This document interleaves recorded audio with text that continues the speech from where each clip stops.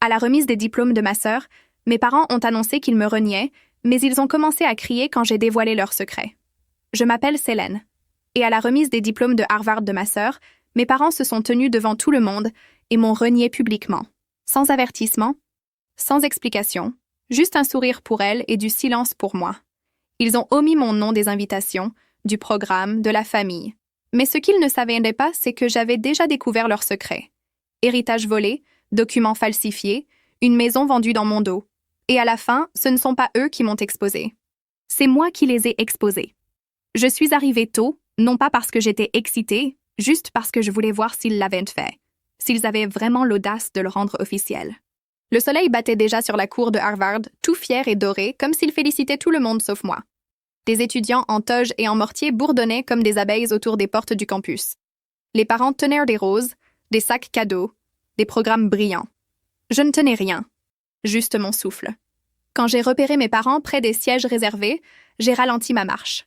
Ma mère, Astrea, portait un tailleur bleu pâle et son habituel sourire dur. Mon père, Everett, avait son blazer plié sur le bras, une main sur son téléphone, un pied tapant impatiemment l'herbe. Calista se tenait entre eux, rayonnante dans sa robe, son écharpe et ses cordons d'honneur superposés.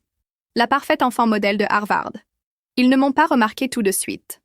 Quand ils l'ont fait, les yeux de ma mère m'ont parcouru comme si j'étais quelqu'un qu'elle reconnaissait vaguement de son club de tennis. « Oh, Selene !» a-t-elle dit platement. « Tu es venue. » « J'ai reçu l'invitation, » ai-je répondu, ignorant le ton pincé dans sa voix. Elle a donné un rire sec. « Tu as dû voir une version transférée. Je n'étais pas sûre que la liste des RSVP aille aussi loin. » Mon père n'a pas parlé. Il a juste regardé sa montre.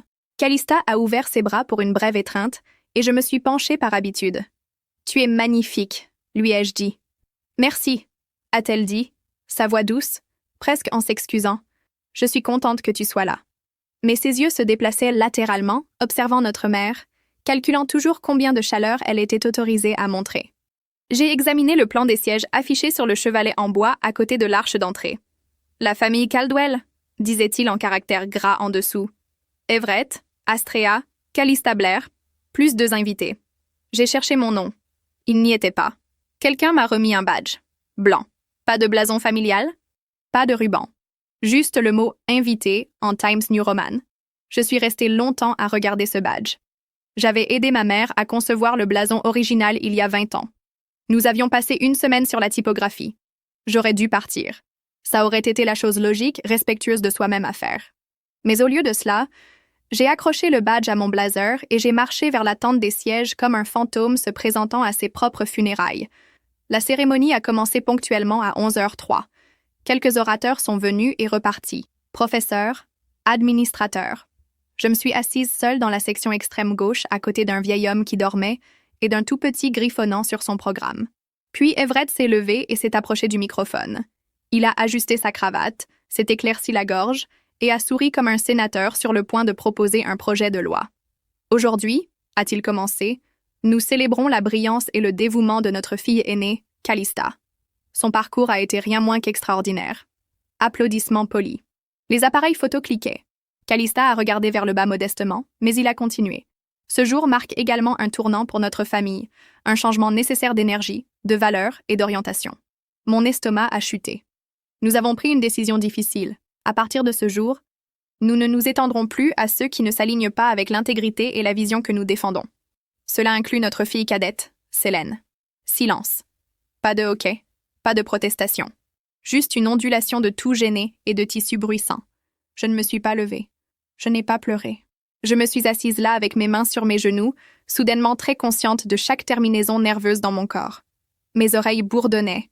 J'ai fixé le bord de la scène. Calista n'a pas dit un mot. Quelqu'un dans la rangée derrière moi a chuchoté. « Est-ce qu'il vient de dire ?» Une autre voix. « Qui fait ça lors d'une remise de diplôme ?» J'ai avalé, tourné légèrement mon visage loin de la scène et forcé ma mâchoire à rester immobile. Le discours a continué. Quelque chose à propos d'investissement, de racines futures et de mauvaises herbes. Je ne pouvais plus suivre les mots. Finalement, je me suis levée et j'ai quitté tranquillement la tente. Pas pressée, pas secouée. Juste méthodique, comme si c'était déjà arrivé auparavant. Plus tard, à la réception, j'ai essayé de trouver ma place. Il y avait une table étiquetée « Caldwell et invité ». Je m'en suis approchée, scannant les cartes de nom. Rien. Le nom de Calista était là, ainsi que celui de notre tante Myriam, même sa colocataire d'université. Mais pas le mien. Une fille que je n'avais pas vue depuis le collège a levé les yeux de la table d'à côté et a cligné des yeux. « Oh, salut! Je pensais que tu ne venais pas. » Ta mère a dit à tout le monde que c'était une célébration familiale fermée. Elle a dit quelque chose pour garder le focus clair. Elle a souri maladroitement, comme si cela ne sonnait peut-être pas aussi cruel. Sur la table se trouvait une carte ivoire pliée. Je l'ai ouverte. On pouvait y lire « Félicitations à notre unique fille, Calista. Avec tout notre amour, maman et papa. » C'était le moment. Quelque chose en moi a fait un déclic.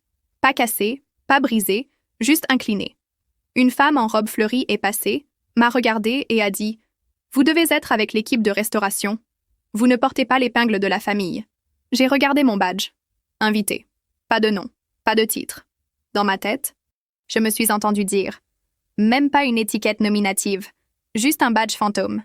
C'est ce que je suis pour eux maintenant. » Alors j'ai souri, n'ai rien dit, pris un verre de Prosecco sur un plateau et commencé à marcher vers la sortie arrière de la tente.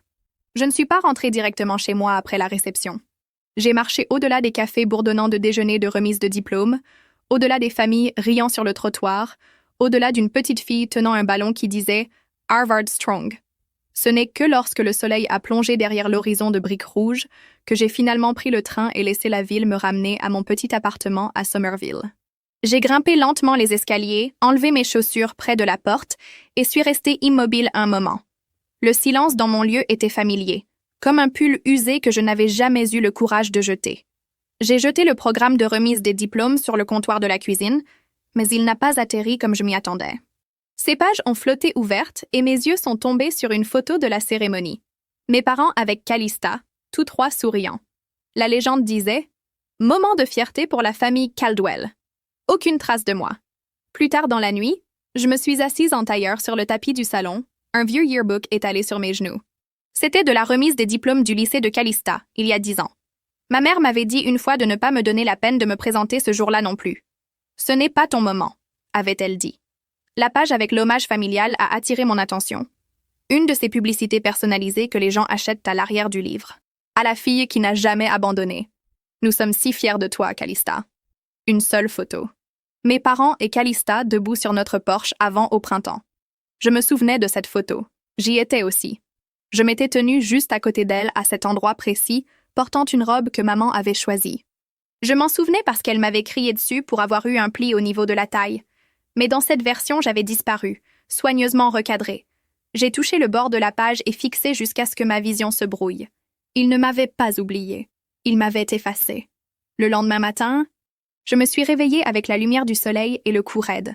Je m'étais endormie sur le sol, recroquevillée avec un oreiller, et ce yearbook à côté de moi, comme une sorte de journal hanté. Je me suis levée et me suis préparée pour travailler à l'organisation à but non lucratif où je m'occupais des relations avec les donateurs. Personne n'a mentionné ce qui s'était passé. Bien sûr que non. Pourquoi l'aurait-il fait? Les Caldwell avaient toujours bien maintenu leur image et je ne parlais jamais d'eux. Pas vraiment. Vers 10 heures, alors que je me versais ma deuxième tasse de café, l'une des jeunes analystes, Rachel, est entrée nonchalamment et a dit « Hé, j'ai vu quelques photos sur les réseaux sociaux hier soir. La remise des diplômes de ta sœur avait l'air incroyable.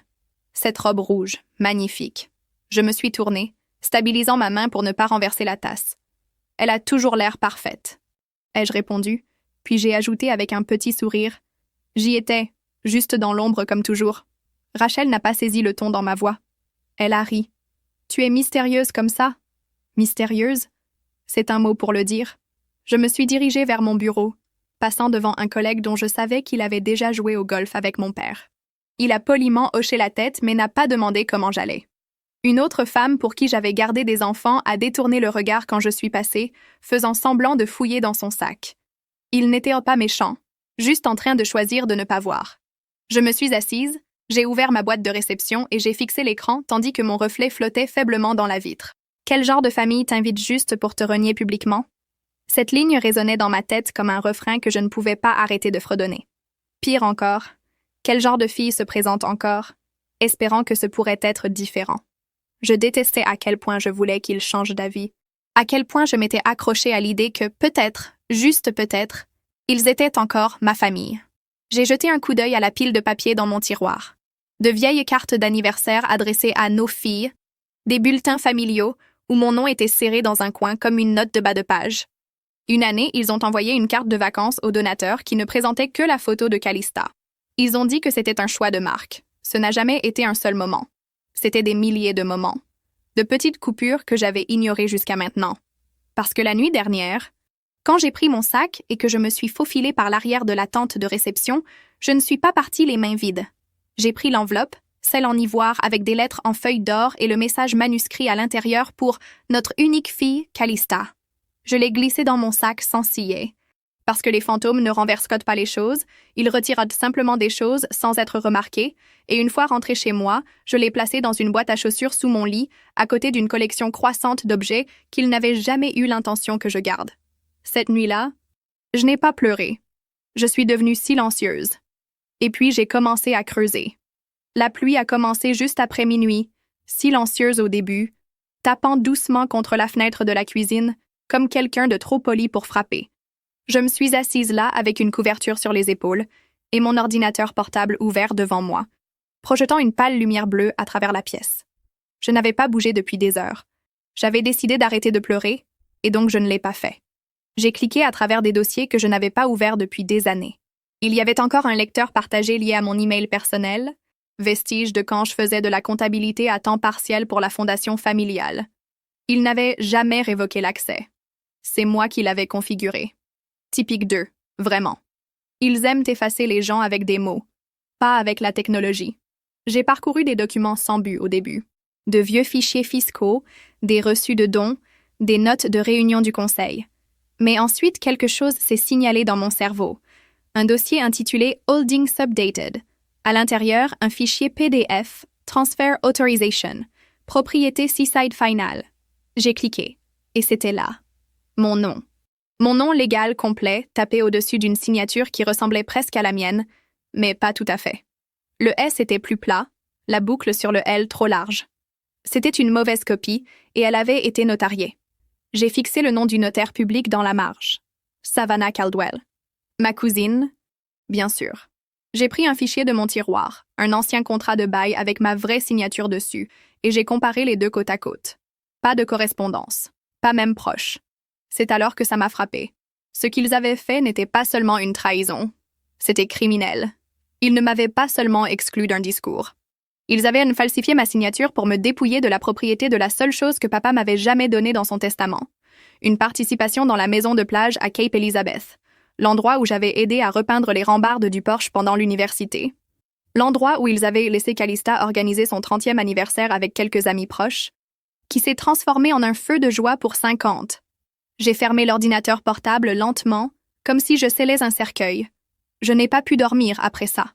Vers 3 heures, j'ai pris le téléphone et j'ai appelé la seule personne dans ma famille qui m'ait jamais traitée comme si j'avais une voix. Tante Mavis.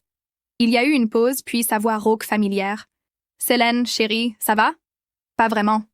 Ma voix s'est brisée sur les mots. J'ai trouvé un transfert de propriété avec mon nom, mais ce n'est pas ma signature. Un autre long silence. « Oh, Célène, a-t-elle chuchoté. Tu l'as vu? N'est-ce pas? Tu l'as vu? Ai-je demandé. Je ne savais pas quoi faire, a-t-elle avoué. Ta mère m'a dit que c'était juste de la paperasse, qu'ils nettoyèrent les livres pour la saison fiscale. Je me suis adossée au mur de la cuisine, glissant jusqu'au sol. Tu savais qu'ils retiraient mon nom de l'acte. Je pensais que c'était peut-être une erreur ou quelque chose comme ça. Il te le dirait moins plus tard. Je suis désolée. J'aurais dû dire quelque chose. Sa voix a vacillé, une vieille culpabilité remontant à la surface. Tu sais comment est ta mère? Et ton père, il suit juste. Cette phrase est restée en suspens dans l'air comme de la fumée. Tu sais comment est ta mère, comme si elle était une tempête que tu ne pouvais pas arrêter. Seulement pour laquelle tu pouvais te préparer. Je suis fatiguée de faire des excuses pour eux, tante Mavis. Je sais, ma chérie. Sa voix s'est brisée à nouveau. Je sais.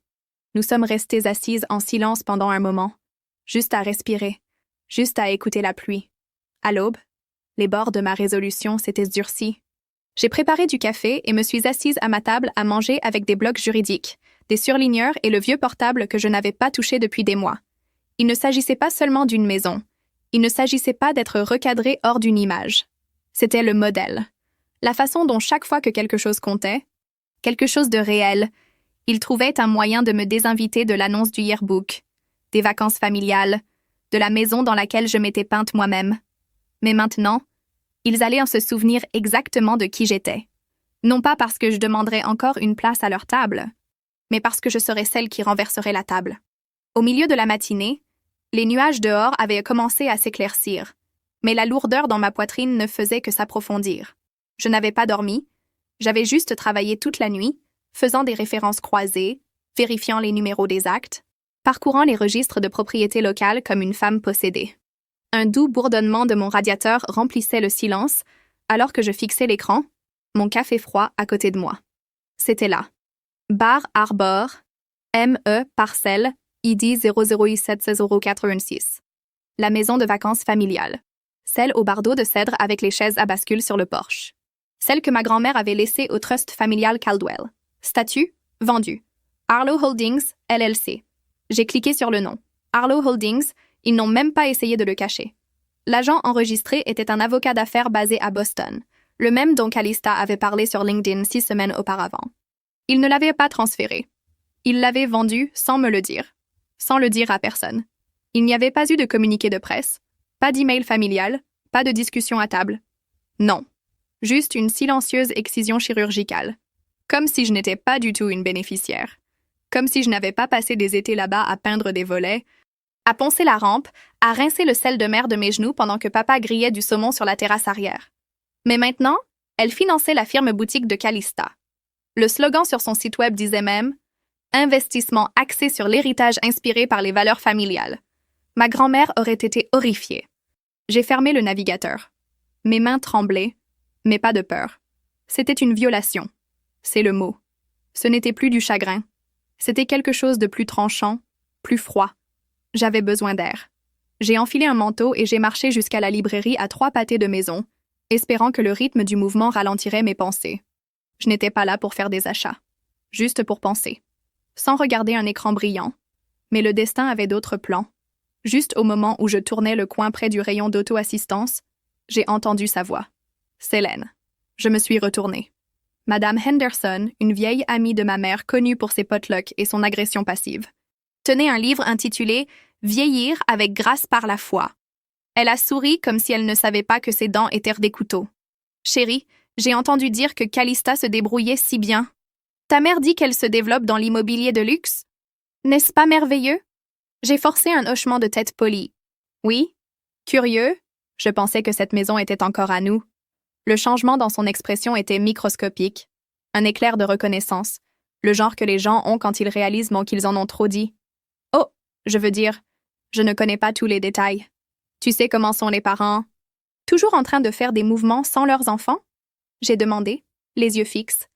Elle n'a pas répondu, elle a juste souri à nouveau, ce même sourire que j'avais vu à chaque dîner de fête, celui qui disait « Ne fais pas de scène, ma chérie. » Je suis sortie du magasin sans un mot de plus. Au moment où je suis rentrée chez moi, mon téléphone a vibré avec un message d'une ancienne colocataire de l'université, quelqu'un qui n'avait aucune idée de ce qui se passait. J'ai entendu dire que tes parents avaient vendu la maison d'été. Calista Carton.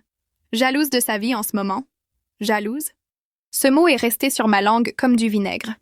Les gens l'enviaient parce qu'ils ne connaissaient pas le coup de son éclat, le silence de tous ceux qu'elle avait piétinés pour y arriver. Il ne s'agissait pas seulement d'affaires. C'était un abandon de 1000 façons silencieuses et bien habillées. C'était des photos de famille d'où tu avais été effacé numériquement. C'était un héritage où ton nom ne résonne nulle part. Alors j'ai fait la seule chose qui avait du sens. J'ai changé de vêtements, imprimé les documents de l'acte et fait mon sac. Parce que certaines réponses ne se trouvent pas en ligne. Certaines sont derrière des portes de bureaux givrées et des sourires de réceptionnistes. Et je savais exactement par où commencer. Je me suis garée de l'autre côté de la rue du bureau de ma mère et j'ai fixé les vitres teintées de la Fondation Caldwell comme si c'était des yeux qui me regardaient en retour. La dernière fois que je m'étais tenue ici, j'avais 16 ans et je tenais une version imprimée de mon essai de bourse. Maman m'avait dit d'entrer discrètement, de ne pas l'embarrasser devant le conseil. Je me souvenais de la robe que je portais, bleu marine, trop serrée aux épaules parce que nous ne pouvions pas en acheter une autre. Elle avait dit que si je souriais et restais immobile, peut-être qu'il me considérerait pour le programme d'été. Je suis restée immobile. J'ai souri. Ils ont choisi l'ami de Calista à la place. Maintenant, presque 15 ans plus tard, je n'étais pas là pour impressionner qui que ce soit. Je suis entrée sans appeler la fille de la réception. Nouvelle, peut-être. Une stagiaire m'a donné un sourire poli mais hésitant, le genre que l'on réserve aux personnes qui pourraient en faire une scène. Elle a demandé si j'avais rendez-vous. Je n'ai pas pris la peine de répondre. Mes talons tapaient régulièrement dans le couloir. Astrea Caldwell n'a pas bronché quand je suis entrée dans son bureau. Elle a levé les yeux de son écran, pas du tout surprise. « Alors, Selene ?» a-t-elle dit doucement, comme si nous venions de prendre le petit déjeuner la veille. « J'aimerais quelques minutes. » Elle a fait un geste vers le fauteuil en cuir face à son bureau. Je suis restée debout. Son bureau n'avait pas changé. Mêmes orchidées blanches, même plaque de prix, même gros titres encadrés. Mère, philanthrope, visionnaire. Tout parfaitement arrangé. Je m'attendais à moitié à ce qu'elle redresse le titre avant que nous parlions. « Je regrette que tu te sois sentie blessée », a-t-elle commencé, les mains jointes. Mais nous avons fait ce qui était le mieux pour l'image de la famille.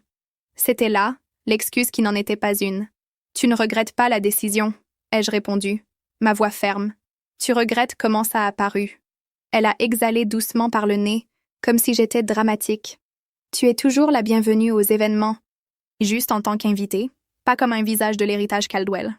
J'espère que tu comprends que c'est une question de cohésion, de simplicité. J'ai incliné la tête. Tu veux dire de contrôle? Ses lèvres ont tremblé. Nous ne pouvons pas avoir chaque branche poussant dans une direction différente. Les gens remarquent. J'espère qu'ils le font, ai-je dit, parce que je ne me plierai pas pour m'adapter à ta narration. Elle n'a pas répondu. Elle n'avait pas besoin de le faire. Je savais déjà où elle se tenait. Toujours derrière Calista, devant une caméra, à côté de papa quand ça avait du sens. Ce soir-là, j'ai assisté au gala auquel j'avais RSVP'd 6 mois plus tôt. Avant le reniement, avant l'effacement, quand je croyais encore avoir une place dans leur monde. Je portais une simple robe noire, rien de tapageur, mais l'étiquette avec mon nom épinglé à mon manteau disait « Selene Eyre ». Pas Caldwell, pas famille. La salle de bal bourdonnait de donateurs et d'anciens élèves bien habillés. Je restais sur les bords, scrutant les visages. Je ne m'attendais pas à de la chaleur, mais je n'étais pas préparée à quel point j'étais devenue invisible. Des bavardages flottaient autour de moi comme du parfum. À mi-chemin du dîner, un serveur a distribué du champagne. Mon père a levé son verre à notre unique fille, Calista, dont la brillance continue de guider cette famille vers l'avant. J'ai gelé sur place. Quelques têtes se sont tournées vers moi, puis rapidement ont détourné le regard. Ma main s'est resserrée autour du pied de mon verre. Même Calista a cligné des yeux, visiblement mal à l'aise.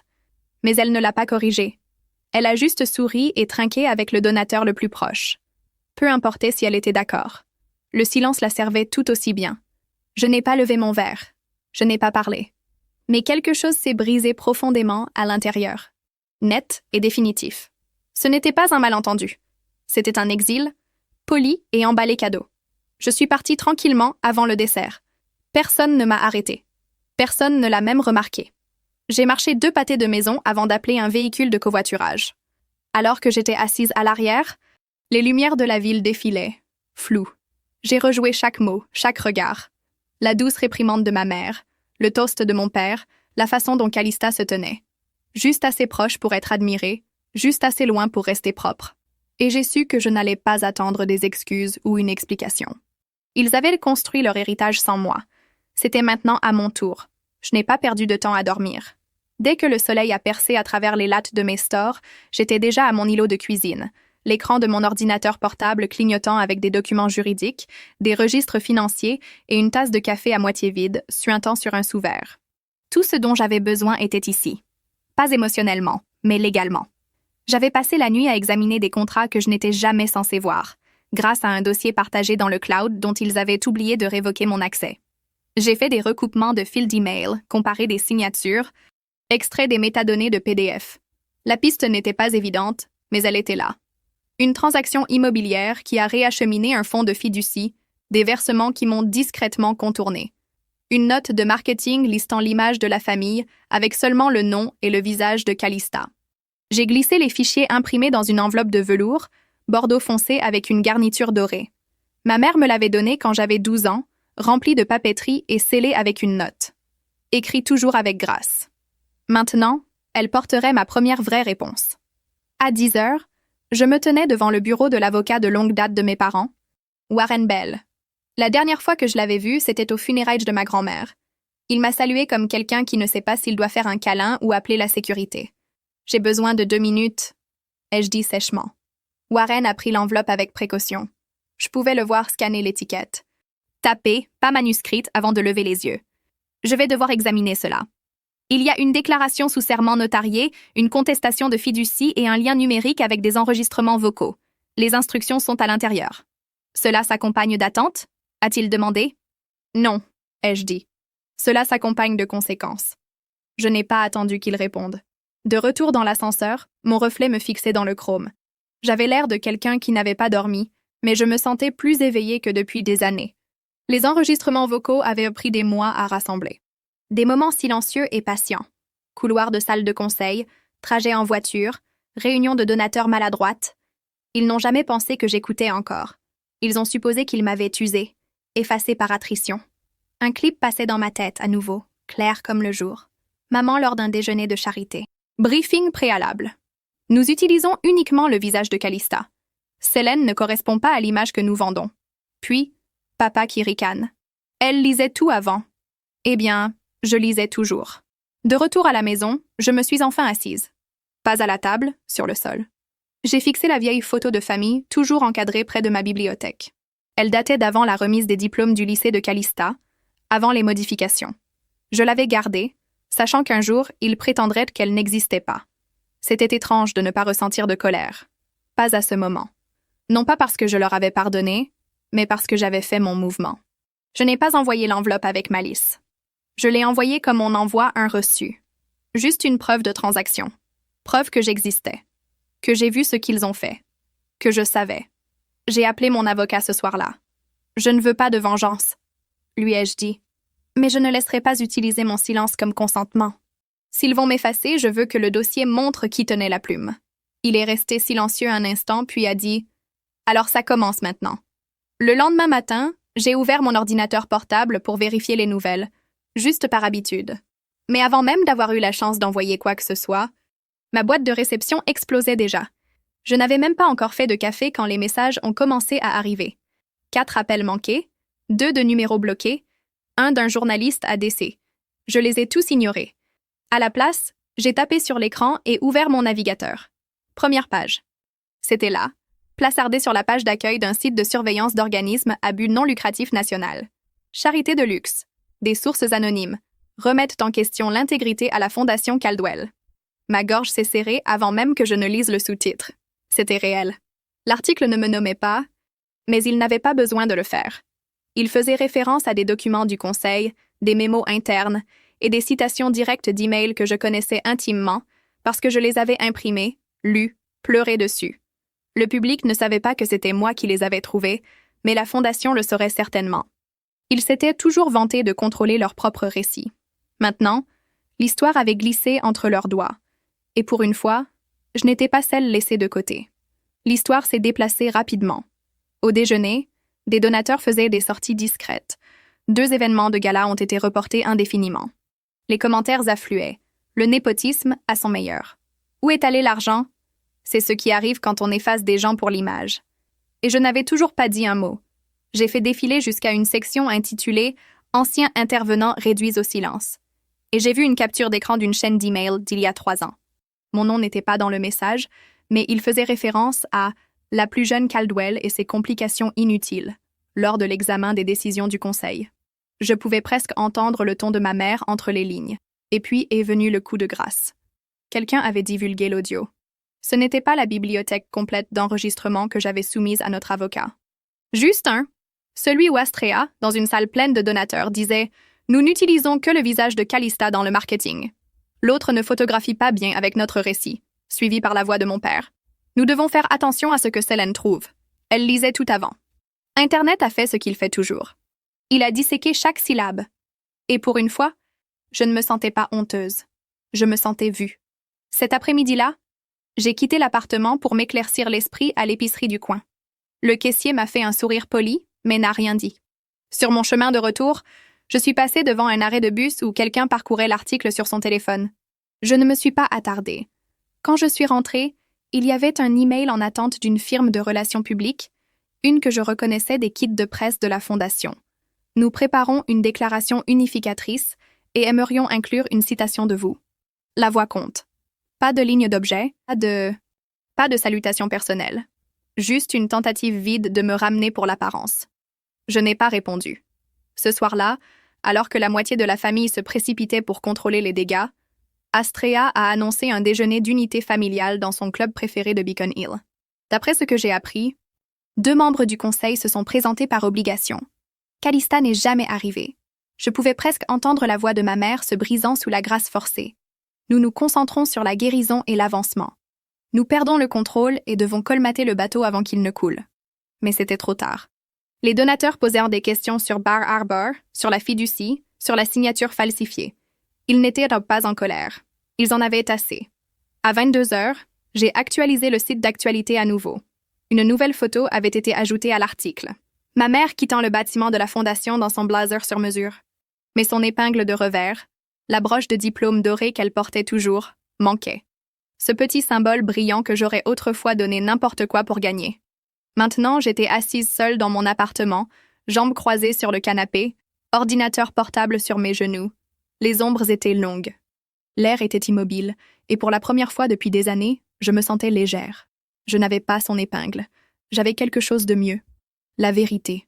La salle d'audience n'était pas grandiose. Pas de boiseries ornées, pas d'éclairage dramatique comme dans les films. Juste des rangées de bancs fatigués, un bourdonnement fluorescent et l'odeur sèche de vieilles moquettes. Mais pour moi, cette pièce aurait tout aussi bien pu être un colisée. Philippe a ajusté sa cravate à côté de moi, tapotant le bord du dossier sur la table. En face de nous, ma mère était assise les bras croisés, expression illisible.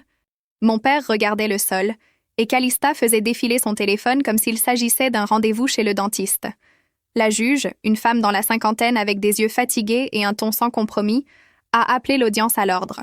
J'avais déposé la pétition discrètement 2 semaines auparavant, sachant très bien qu'ils penseraient que c'était un bluff, une tactique d'intimidation. Ils avaient tort. Philippe s'est levé. « Votre honneur, nous demandons que les pièces A à E soient admises au dossier d'audience. » Personne n'a objecté.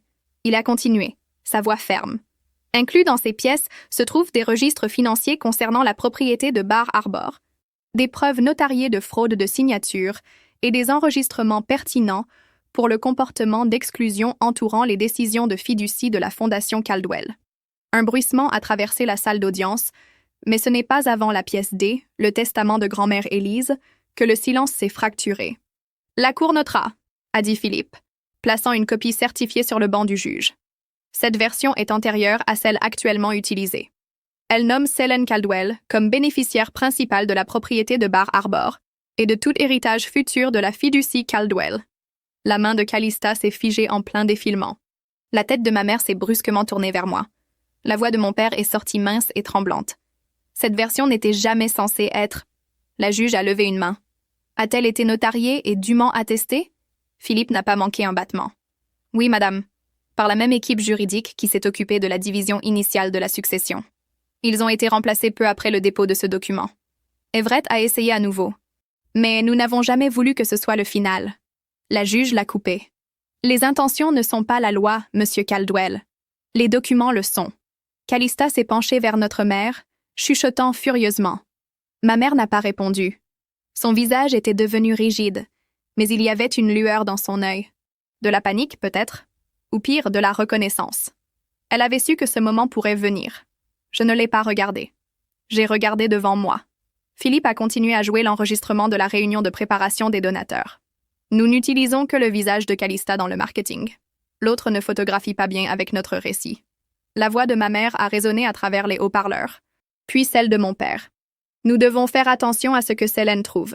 Elle lisait tout avant. La salle était si silencieuse que je pouvais entendre quelqu'un laisser tomber un stylo 2 rangées derrière moi. Astrea s'est levée, presque en sifflant. « Fille ingrate, tu as attendu tout ce temps juste pour nous détruire. » Je me suis aussi levée. Ma voix calme. J'ai attendu pour ne pas me détruire dans le processus. Personne n'a bougé pendant 5 secondes complètes. Puis la juge s'est éclaircie la gorge et a statué. La propriété de Bar Harbor reviendra à mademoiselle Selene Caldwell.